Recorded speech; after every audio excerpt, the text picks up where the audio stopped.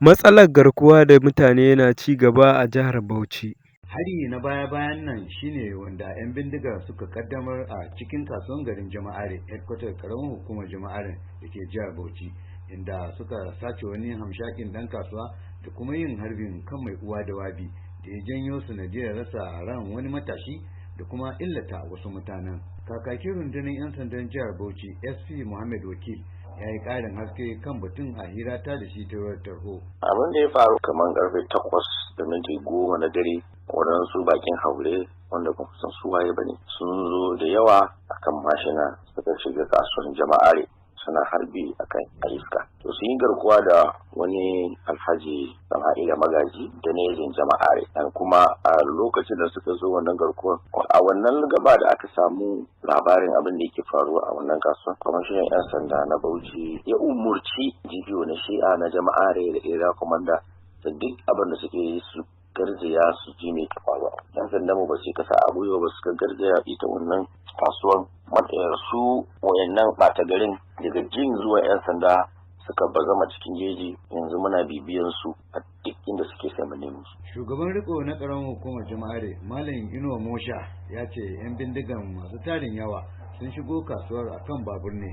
'Yan bindiga suka shigo cikin gari wanda suke da mugun yawa, suka rarraba kayuwansu zagayen kusan shi wannan wanda suka ɗauka din, da kuma duk wani gu da suka san akwai wani mai makami suka tura wasu suka yi atakin din wannan wajen. Ana idar da sallar mangariba suka bude wuta a cikin kasuwa, kuma ranar kasuwa take ci.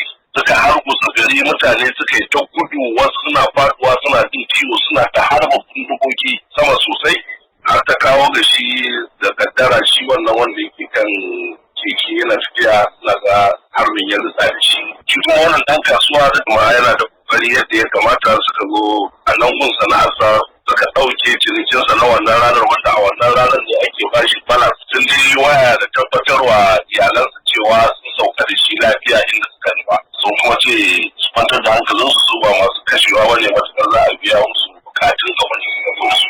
Wannan shi ne abin da ya faru a cikin gari don kamar yadda. Wani da na zanta da shi ta wayar tarho, mazaunin garin Jama'are, ya yi bayani abin da ya gane wa idanunansa.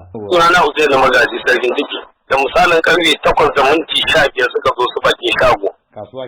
Kasuwa ba shagonsa ba. Bayan ya fito daga sallar isha, kawai suka zo suka same shi, suka ce masa, ya fito da su biyu, sai suka shiga shago. Da ya shiga shago to a yi sun gama kusan sun gama sabe din gurin, sun yi reji, sun kakkasu a gurin, kawai kenan suka buɗe wuta. Da suka buɗe wuta, jama'a da suka ji harbi ya yi yawa, kowa ta kansa yake yi.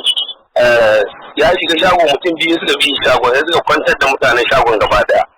Cinikin da aka yi na wannan ranar da balar da aka kawo na wannan ranar gaba daya, suka yi samu buhu suka juye.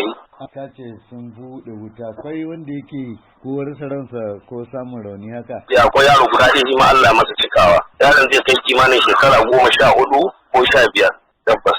Sannan kuma akwai wanda arzaji ya sassame sun kai mutum 5, yanzu haka na iya kwanci a FMC a Azare. Wani ganau kenan da bayanin yadda ya ga 'yan bindigan suka yi dirar mikiya a cikin kasuwar Jama'are. Ma sauraro, kada dai ku manta ku danna mana subscribe, kana ku danna mana ƙararrawa domin samun shirye-shiryenmu da zarar mun ɗora.